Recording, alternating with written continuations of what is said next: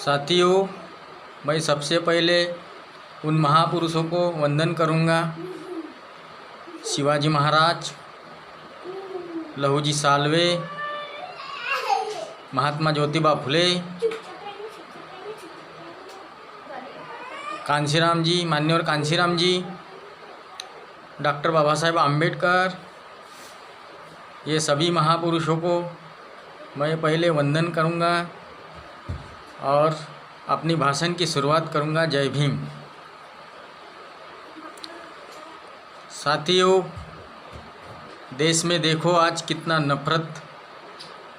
नफरती कानून चल रहा है।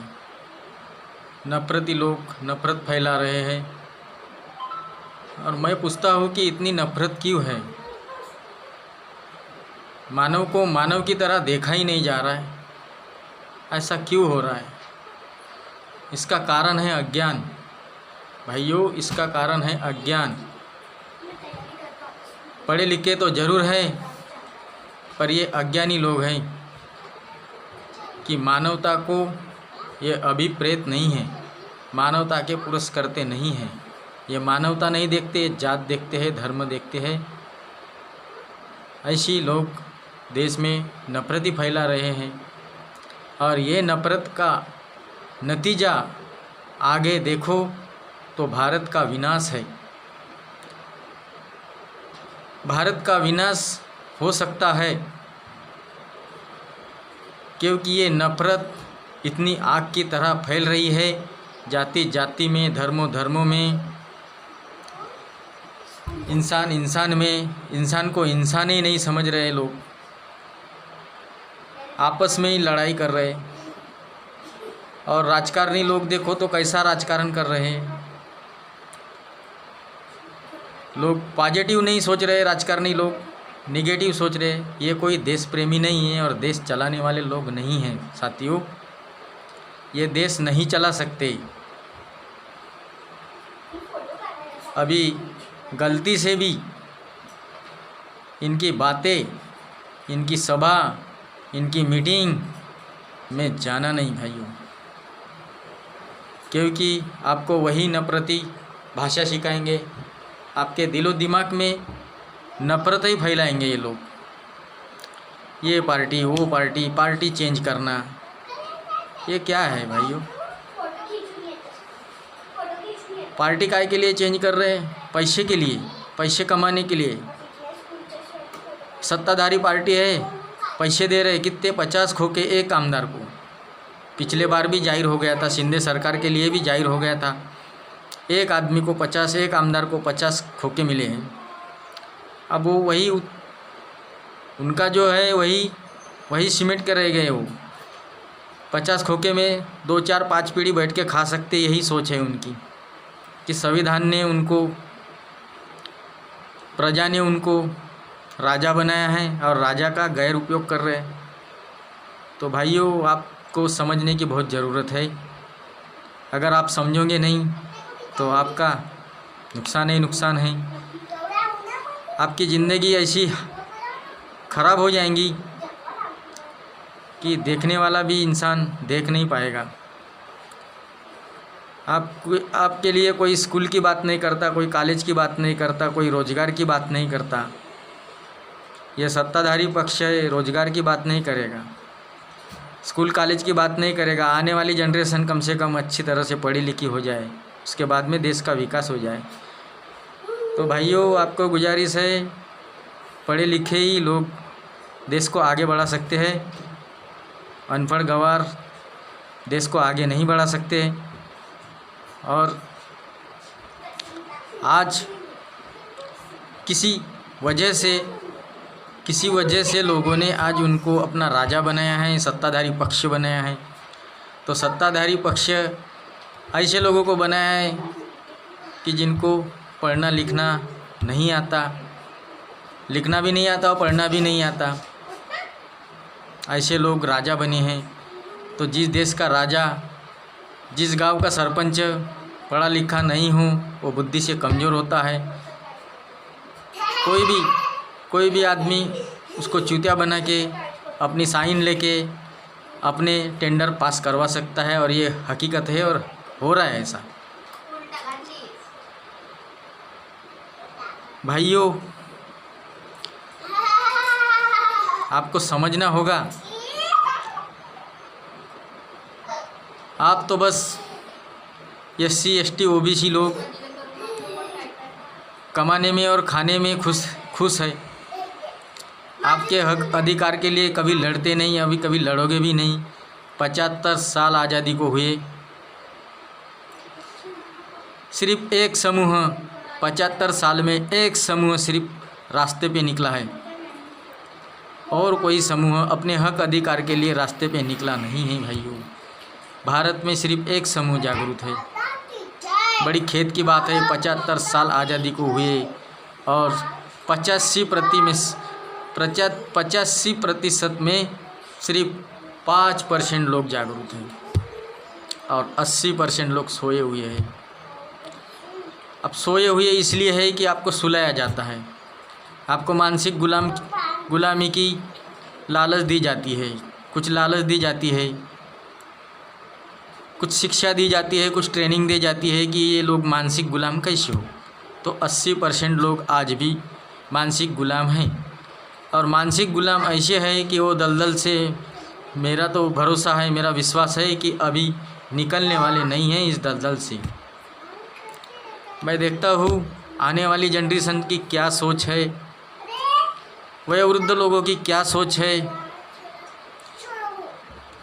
ये सोच के हिसाब से मैं गारंटी देता हूँ कि 80% लोग अभी जागरूक नहीं होंगे। सिर्फ 5% लोग भारत देश में जागरूक है, और 5% लोग सड़क पे आते हैं, अपनी मांग करते हैं। लेकिन जनसंख्या कम है तो गवर्नमेंट, सरकार उसके ऊपर ध्यान नहीं देती, क्योंकि सरकार को भी तो वही चाहिए, सरकार भी तो वही है। और मेन तो सरकार का ही काम है तुमको गुमराह करने का, तुमको दलदल में फंसा के रखने का। मेन तो सरकार का ही काम है, ये सरकार का एजेंडा है, अभी सत्ता पक्ष का एजेंडा है। लालच देखे कैसे अपने तरफ खींचते हैं लोगों को, आमदार खासदार भारत देश के, और वो लालच में कैसे जाते हैं वो। लेकिन जनता के बारे में कुछ भी नहीं सोचते। जिस जनता ने उनको वोटिंग दिया है, उनको राजा बनाया है, उनके बारे में कुछ नहीं सोचते वो। क्यों सोचेंगे तुम्हारे लिए? क्योंकि ये देश की संस्कृति ऐसी है, खुद के लिए जियो, खुद के लिए जियो। गाड़ी होना, बंगला होना, अच्छे कपड़े होना, अच्छा खाना होना, खुद के लिए होना, दूसरे के क्या परवाह है। तो ये संस्कृति शुरू से ही चल रही है, तो इसका नतीजा आज भी देख रहे हैं। संविधान ने हमको समानता दिया है, विषमता, स्वतंत्रता दिया है, बंधुत्व दिया है। आज संविधान कहाँ पर है भैया? संविधान को लोग कहाँ पर देख रहे हैं आज? दोस्तों, संविधान ख़त्म हो चुका तुम्हारा। तुम्हारे कोई अधिकार, तुम्हारे हक, कोई कुछ मिलने वाला नहीं है, क्योंकि तुम सोए पड़े हुए हैं। और सो जाओ, बहुत अच्छा है, सो जाओ। तुमको एहसास ही नहीं, ज़िंदगी भर तुमको एहसास नहीं होना चाहिए कि इस देश में हमारा क्या अधिकार है, क्या हक है। ये तो प्रैक्टिकली चालू है उनका, पर आप भी उस बात को समझ नहीं पा रहे। सोना चाहते हैं, सो जाओ, उसमें क्या है। जो 5% लोग हैं जागरूक है, वो देखेंगे क्या करना है। देखो इस गड़बड़ी क्या हो रही है इस देश में। कोई हिंदू राष्ट्र की मांग कर रहा है, क्या होगा हिंदू राष्ट्र से? भारत के टुकड़े करना चाहते हो, भारत के टुकड़े करना चाहते हैं, क्योंकि ये शिवाजी महाराज का देश है। यहाँ 18 पगड़ जाती है, 18 पगड़ जाति में से 18 पगड़ जाति अपना अपना अस्तित्व कायम रखेंगे।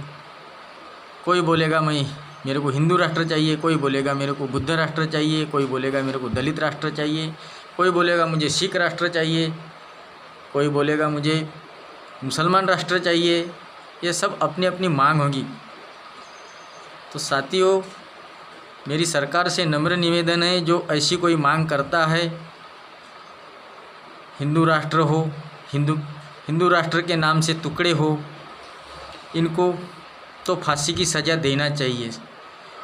पर सरकार वैसी करेगी नहीं, क्योंकि सरकार उनके पक्ष में है। सरकार चाहती है कि हिंदू राष्ट्र हो।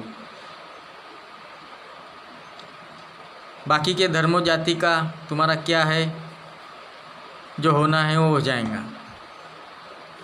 सरकार को तो अपनी पड़ी है, अपने राष्ट्र की पड़ी है। जब बाकी के लोग बगावत करेंगे, बाकी के लोग मांगेंगे कि हमको हमारा राष्ट्र चाहिए, तो उनको गोलियों से भुना जाएगा, तोप से उड़ा जाएगा। क्योंकि जो भारत देश में जो बनाया हुआ है, तोप बनाया हुआ है, बारूद बनती है, रोज की बारूद बनती है, वो SC ST OBC के ही लिए है, उनको मरवाने के लिए बन रही है। दूसरे देश से लड़ाई करने के लिए नहीं बन रही है। चाइना देखो हिमाचल प्रदेश तक क्या आ गया है, पाकिस्तान ने देखो कहाँ से कहाँ ज़मीन मार लिया है, बांग्लादेश धीरे धीरे आ रहा है, नेपाल धीरे धीरे आ रहा है। सरकार का इसके ऊपर ध्यान नहीं है कि हमारी ज़मीन मार रहे हैं, हमारे गांव छीन रहे हैं। बस सरकार को तो लग रहा है कि इनको कैसा चूतिया बना, और क्या करोगे, क्या करोगे लोगों को चूतिया बना के, क्या करोगे पैसा लोगों का लूट के। 150 करोड़ में से 100 लोगों को आपने सत्ताधारी पक्ष ने खरबोपति बना दिया है। 10 लोगों के पास, पूरा भारत का 10 लोगों के पास पैसा है, और वक्त के साथ साथ आपको फाइनेंस करता है। देश की हालत कैसी बिगड़ना चाहिए, इसके लिए फाइनेंस करता है, पैसा देता है। इसीलिए आपने ऐसा किया है, पर लोगों के समझ में नहीं आएगा। लोग सोए हुए हैं, 80% लोग सोए हुए हैं, और इसका ही फ़ायदा आप ले रहे हो।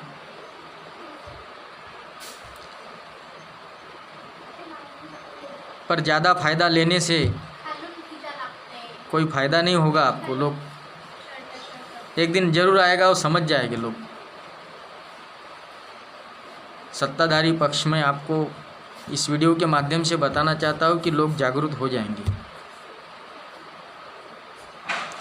और जिस दिन जागरूक हो जाएंगे उस दिन आपका बहुत बुरा हाल हो जाएगा।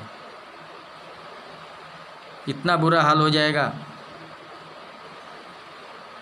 ये देश से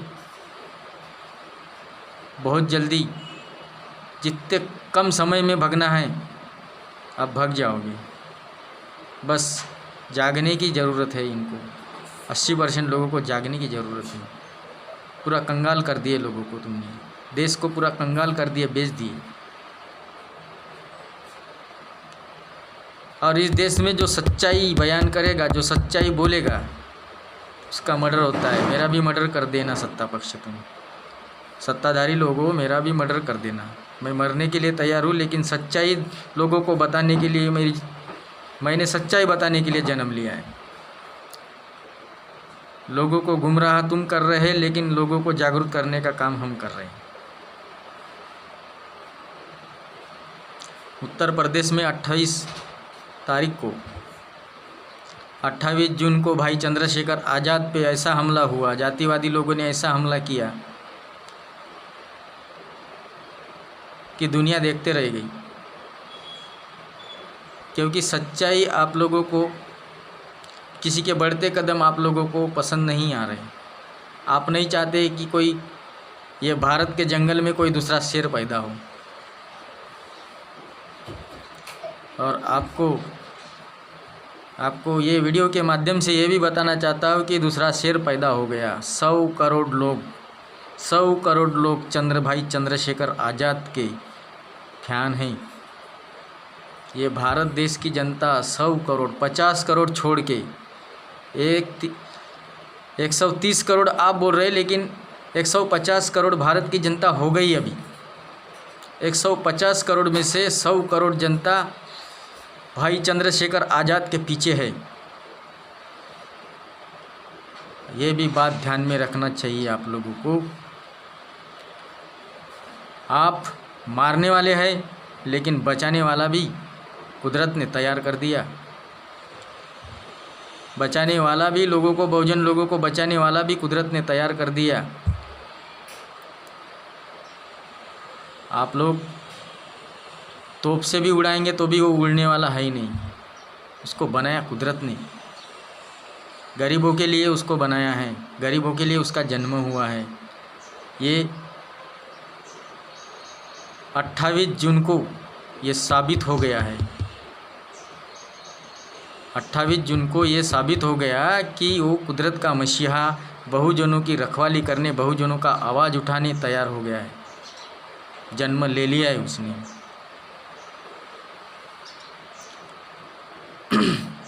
और ये ज़्यादा दिन आपकी नफरत भरी राजनीति गांव गली में, दिल्ली से दिल्ली तक ये नफरत भरी राजकारण, जाति व्यवस्था, ये यहाँ चलेगी नहीं। और ये वीडियो के माध्यम से मैं कहना चाहता हूँ कि जो भी हिंदू राष्ट्र के समर्थनवादी है, दिल्ली में जंतर मंतर पर समर्थन करने गए हैं, छोटे छोटे स्कूल के बच्चे लेके गए हैं समर्थन के लिए, हिंदू राष्ट्र के समर्थन के लिए, तो कान खोल के सुन लो। अगर हिंदू राष्ट्र का समर्थन करते हो, हिंदू राष्ट्र की मांग करते हो, तो समर्थन हमारा भी है, क्योंकि हम इस देश के मूल निवासी हैं। हिंदू राष्ट्र होगा, लेकिन हम जैसे बोलेंगे वैसा हिंदू राष्ट्र हमको चाहिए, तो हिंदू राष्ट्र का समर्थन हम करेंगे। हमको हिंदू राष्ट्र ऐसा चाहिए, सुन लो, हिंदू राष्ट्र की मांग करने वाले हो, सुन लो मेरी बात। हमारी भी कुछ शर्त है। जो हिंदू राष्ट्र का समर्थन करते हैं उनको मेरा नम्र निवेदन है कि ये हिंदुस्तान में पहले जाति ख़त्म करना होगा, और जिस दिन तुम जाति ख़त्म करोगे उस दिन हिंदू राष्ट्र का समर्थन हम करेंगे। जाति ख़त्म करके रोटी बेटी का व्यवहार अगर करते हो, ब्राह्मण बनिया ठाकुर अगर SC ST को, OBC को रोटी बेटी का व्यवहार करती है, तो हिंदू राष्ट्र को हमारा समर्थन है। ऐसे ही समर्थन नहीं देंगे, चाहे हमारी जान चली जाएंगी चलेगा। SC ST OBC के लोग इस देश के मूल निवासी है।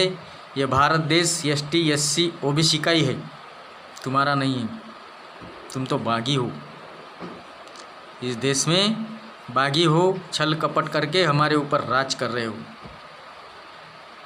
आपको रोटी बेटी का व्यवहार अगर मान्य है तो हम भी हिंदू राष्ट्र के लिए समर्थन कर रहे हैं।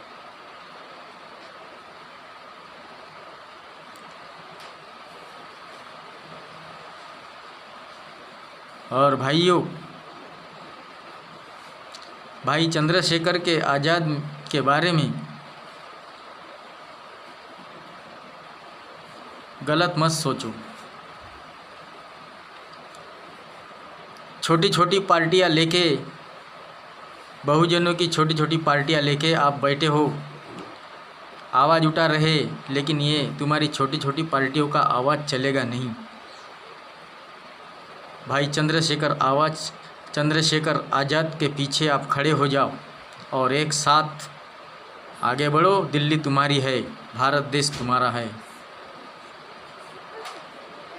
भारत देश में हर जगह छोटे छोटे टुकड़ों में कोई पैंथर है, कोई दलित पैंथर है, कोई भीम सेना है, कोई बहुजन सेना है, और भी कोई संगठन है। ये सभी संगठनों को इन्वॉल्व करके आप भीम आर्मी भाई चंद्रशेखर आज़ाद के पीछे खड़े रहो, तो आपको न्याय जरूर मिलेगा। बाबा साहब के बाद कांशीराम जी के बाद में भाई चंद्रशेखर आज़ाद, यही हमारे मुखिया है। 85% बहुजनों के मुखिया भाई चंद्रशेखर आज़ाद ही है। समय के साथ साथ भाइयों, पहचानने की कोशिश करो कि आपका नेता कौन है। 24 घंटे बेचारा मेहनत करता है समाज के लिए, वो अपने लिए नहीं जी रहा है, समाज के लिए जी रहा है। गोली खाया उसने, अपने लिए नहीं खाया। वैयक्तिक के लिए कोई झगड़ा नहीं है वैयक्तिक, वो तुम्हारी लड़ाई लड़ रहा है मनुवादी लोगों से।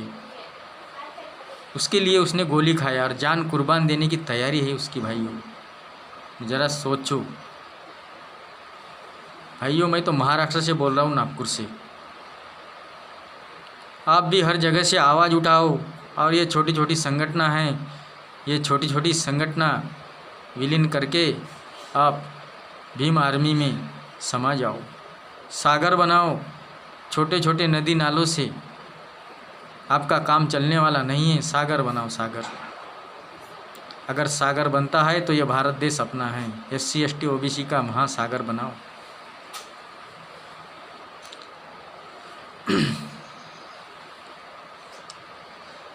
देखो जातिवादी लोगों ने क्या क्या प्रशिक्षण देखे रखा है लोगों को, आप समझ नहीं पाएंगे। क्या क्या ट्रेनिंगें चल रही, कैसे कैसे लूट रहे तुमको, ये सब आपके समझ में नहीं आएगा, क्योंकि आपको फुर्सत नहीं है। आपको फुर्सत इसीलिए नहीं है, सत्ताधारी पक्ष ने वो सब काम करके रखा है। आपको 12 घंटे की 8 घंटे की नौकरी थी, 12 घंटे कर दिए। 5-6 हज़ार में तुमको 12 घंटे काम करना पड़ता है। वीकली कोई आप नहीं होती है, वीकली आप भी बंद हो गई। इसलिए आप लोग विचारधारा से किसी से जुड़ेंगे नहीं। आप लोग तो अपने पेट भरने के, अपने परिवार पालने के ही इसमें आपका समय जा रहा है। सच्चाई तो ये है। आपकी भी मजबूरी है कि प्राइवेट कंपनी में काम करना पड़ रहा है, तो 12 घंटे बोलेगा तो 12 घंटे, 6,000 पगार बोलेगा तो 6,000 में काम कर रहे हैं। इंजीनियर लोग 15,000 में काम कर रहे हैं।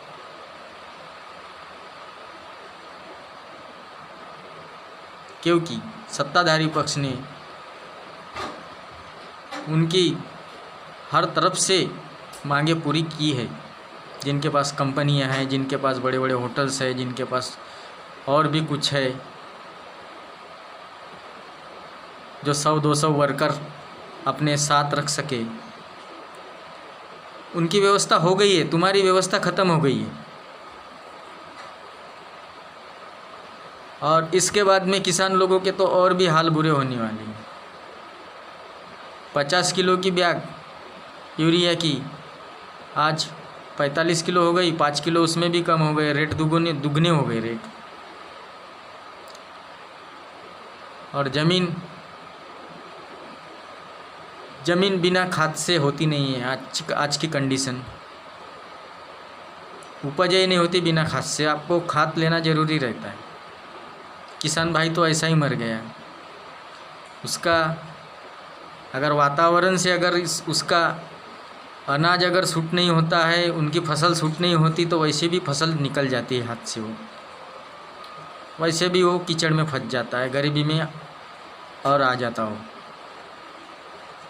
लेकिन किसान भाइयों के भी आंखें नहीं खुल रही कि आखिर क्या है हमारा अधिकार और इस देश में हमारा हक क्या है। वो भी नहीं मांग करता, उसको भी फुर्सत नहीं है, क्योंकि वो पढ़ा लिखा कम है। और उसमें उसके बाल बच्चे भी पढ़े लिखे होंगे, वो भी दलदल में फंसे हुए हैं। वो भी नहीं चाहते दलदल के बाहर निकलना। पढ़ाई नहीं करते हो, देश के हालत की क्या है, देश की हालत क्या है, उसकी पढ़ाई नहीं करते हो, ध्यान ही नहीं देते उनके तरफ। तो उनको क्या मालूम रहेगा। वो तो पहले से दलदल में फंसे हैं। मनुवादी लोगों ने पहले से दलदल में फंसाए हैं। खूब पेट भर के खाना, खेती में सुबह से शाम तक के काम करना, बैल जैसा पेट भर के खाना और रात को सो जाना खर्राटे लेके। वही किसान लोगों का काम है। उसके बाद में तो दूसरा काम है ही नहीं उनको। क्या जानेंगे, गांव क्या जानेंगे, देश क्या जानेंगे, लोग क्या जानेंगे। भाई तुम्हारी गलती नहीं है किसान लोगों, ऑलरेडी तुम्हारी पहले से व्यवस्था वैसी की गई है कि किसान लोग इसी तरह जिए, इसी तरह रहे। किसान का बेटा तो मैं भी हूँ, मुझे पूरा अनुभव है। खेती किसानी क्या होती है पूरा अनुभव है। मैं भी खेती करता हूँ, कभी प्लस में रहता, कभी माइनस में रहता, लेकिन प्लस में कम रहता, माइनस में ज़्यादा रहता।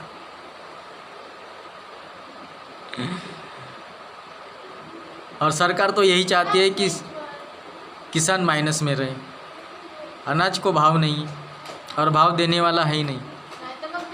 उसका अगर मसाले का, सरकार का मसाला है, तेल है, उसको भाव है, हमारे माल को भाव नहीं है। आप लोग समझ ही नहीं पाए, क्योंकि एक साथ जुड़े नहीं। आपको चूतिया बनाया जाता है। कोई पार्टी आएंगी, आपको चूतिया बनाएंगी, हम ऐसे वैसे, ये वो है, हम ये धर्म के, उस धर्म के। कोई शेतकरी संगठन बनाएगा, वो चूतिया बनाएगा। शेतकरी के हम रखवाले, शेतकरी के फ़ायदे के लिए है, शेतकरी का ही काम करते। तो शेतकरी का काम नहीं करते हो, वो तुमको हलाल बनाने का काम करते। ऐसी संगठन है शेतकरी संगठन। मैं डायरेक्ट बोलता हूँ, कितने साल से शेतकरी संगठन निकली है। आपका कोई शेतकरी लोगों का कोई निकला है वहाँ, कुछ फरमान निकला है शेतकरी के लिए? 6,000 रुपये साल के दे रहा है। कितने लोगों को दे रहा है वो? फर्जी लोगों को दे रहा है 6,000 से। उसमें कुछ ओरिजिनल भी लोग हैं। अब 6,000 में होने वाला है? 6,000 में तुमको 12 महीने के 6,000 दे रहा है, तो 1 महीने का लाइट बिल तुमको 6,000 आ रहा है। 1 महीने का लाइट बिल 6,000 आ रहा है। पैसा कहाँ से निकल रहा है? एक दिन ऐसा आएगा कि तुमको अंधेरे में रहना पड़ेगा। मट्टी का तेल भी नहीं मिलता अभी, मट्टी का तेल भी ख़त्म हो गया। अंधेरे में रहना पड़ेगा। लाइट ही नहीं रहेंगी तुम्हारे पास, क्योंकि लाइट भरने के लिए पैसा ही नहीं रहेगा। देख लो अभी 1-2 साल में देख लो तुम, 2024 के बाद में देख लो कैसे कैसे जीना पड़ेगा तुमको। तुम्हारे खेती में लाइट नहीं रहेंगी, तुम्हारे घर में लाइट नहीं रहेंगी, क्योंकि वो भरने के काबिल ही नहीं रहेंगे। पर आवाज़ नहीं उठाएंगे तुम लोग। आवाज़ इसलिए नहीं उठाएंगे, तुमको डोज दिया है, डोज दिया है तुमको, किसान लोगों को डोज दिया है वैसा। हम फलाने, हम इचके है, इचके ढिचके है, हम तुम्हारे ऐसे वैसे। और जो सच्चाई बताता है उसके पीछे नहीं खड़े होंगे आप। खास करके मैं किसान भाइयों के लोगों के लिए बोलता हूँ, अभी वक्त है। अभी ज़रा आंखें खोलो और देखो, भारत देश की तरफ देखो अभी आंखें खोल के। आप खेती में जो अनाज उगाएंगे, चावल गेहूँ, वो चावल गेहूँ खाएंगे पानी के साथ, तेल के साथ नहीं खाओगे, मसाले के साथ नहीं खाओगे, सब्जी नहीं खाओगे, वही खाओगे आप 2024 के बाद में। ये लिख के रखो मेरी बात। किसान भाइयों ज़रा जाग जाओ, या तो फिर ज़मीन बेच बेच के आपको जीवन गुजारना पड़ेगा। और हकीकत में चालू है, फसल नहीं हुई, कर्ज हुआ, 1 एकड़ निकालो, फिर 1 साल चलाओ। बेटी की शादी है, 1 एकड़ निकालो। किसी का कर्जा है, खेती निकालो, बेच बेच के तुम कंगाल हो रहे हैं। क्या तुम्हारा हक अधिकार इस देश में नहीं है? तुम इस देश के नागरिक नहीं हो? सरकार तुम्हारी मदद नहीं कर सकता है? इलेक्शन आया, उसको सत्ता में आना है, कर्जा माफ़ कर देगा। सत्ता आ गई, 4 साल कर्जदारी हो जाएंगे आप, कोई माफ़ नहीं होगा। भाइयों जागो, बहुजन लोगों जागो, आपसे मेरी नम्र निवेदन गुजारिश है, देश के तरफ देखो, आके खोलो। मेरे बहुजन भाइयों, SC ST OBC के लोगों, देखो तुम्हारे ऊपर क्या अत्याचार हो रहा है। खुलेआम तुम्हारी सड़क पे हत्या हो रही है, खुलेआम तुम्हारी मर्डर हो रही है। और आने वाला कल कैसा होगा। और यहाँ आतंकवादी ट्रेनिंग सत्ता पक्ष कर रहा है। कोई महाराष्ट्र में कोई बाबा है, बोले कोयता से मारो। कोयता से किसको मारो? कौन है उसका दुश्मन? कौन है उसका दुश्मन? किसान है, मजदूर है, कौन है उसका दुश्मन? किसको मारो? भाई ये आतंक फैलाने की साजिश है। और ये साजिश को तोड़ना होगा आपको। और ख़ास करके मेरे नौजवान लोग हैं, ये ऐसे धोती वाले बाबा, कोयता वाले बाबा, उसकी बातों को तुम नज़रअंदाज कर दो, नहीं तो एक दिन पछताओगे। स्कूल में जाओ, कॉलेज में जाओ, अपना बिजनेस देखो, अपना परिवार देखो, अपना देश देखो, भाईचारा बनाओ। आपका कोई दुश्मन नहीं है। और ये भारत देश जो संविधान बना है, शिवाजी महाराज के लोकतंत्र के ऊपर ये संविधान बना है दोस्तों। इस बात को आप समझ लो। शिवाजी महाराज हिंदवी स्वराज्य स्थापक थे। हिंदवी स्वराज्य स्थापना किया था। हिंदू धर्म के लिए नहीं लड़े वो, हिंदवी स्वराज्य के लिए लड़े। हिंदवी स्वराज्य भाईचारा, समानता, विषमता, अंधविश्वास, पाखंड, इसको छोड़ के समानता का पुरस्कार था। महिलाओं का उद्धार करता शिवाजी महाराज था। किसी महिलाओं को अत्याचार नहीं होने दिया, किसी महिलाओं के ऊपर अत्याचार नहीं होने दिया शिवाजी महाराज ने। वही काम संभाजी महाराज ने किया है, लेकिन संभाजी महाराज को बदनाम किया गया है।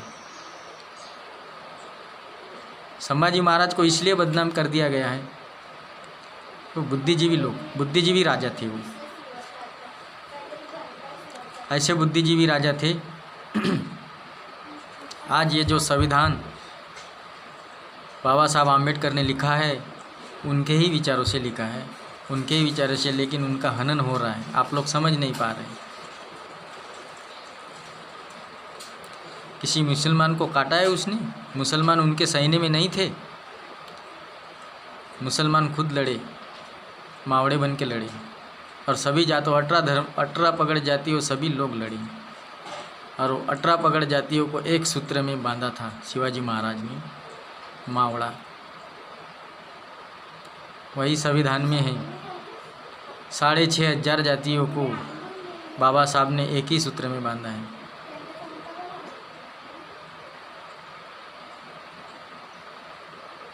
किसी को ओबीसी के सूत्र में बांधा है, किसी को एसटी के, एससी के, ऐसे सूत्र में बांधा है उस बाबा साहब ने। 4 सूत्रों में बांधा है। ये संविधान है। अब ये संविधान ख़त्म हो रहा है यार। इसके लिए आप ही जिम्मेदार हो। आप जिम्मेदार हो, क्योंकि आपकी जो जिम्मेदारी है वो आप जिम्मेदारी अपनी पूरी नहीं कर रहे। आप तो बस धर्म के आधार पर ये ऐसा है, वो ऐसा है, ये छोटा है, ये बड़ा है, वही लड़ाई चालू है। ये छोटा बड़ा की लड़ाई कब तक करोगे? और इतिहास देखो, ये छोटे बड़े कोई नहीं, यहाँ पे सब क्षत्रिय थे। यहाँ पे सब क्षत्रिय थे। ईस्वीसन 1200 के बाद में ये जाति धर्मों में बढ़ गया है देश। पुष्पमित्र शुंग ने राजा बृहदत्ती हत्या करने के बाद में हम आपस में बढ़ गए हैं। यहाँ सभी लोग क्षत्रिय, नागवंशीय क्षत्रिय है। ये नागवंशीय क्षत्रियों का भारत है। आज के जो SC ST OBC लोग हैं, खास करके SC ST लोगों को लड़ाई का काम दिया था, इसलिए हमारे पास ज़मीन नहीं है। SC ST लोगों के पास इसलिए ज़मीन नहीं है क्योंकि वो लड़ाई का काम करते थे। गांव के बाहर कोई दुश्मन आ ना जाए, कुछ हो ना जाए, इसलिए इनके मकान गांव के बाहर ही रहते थे।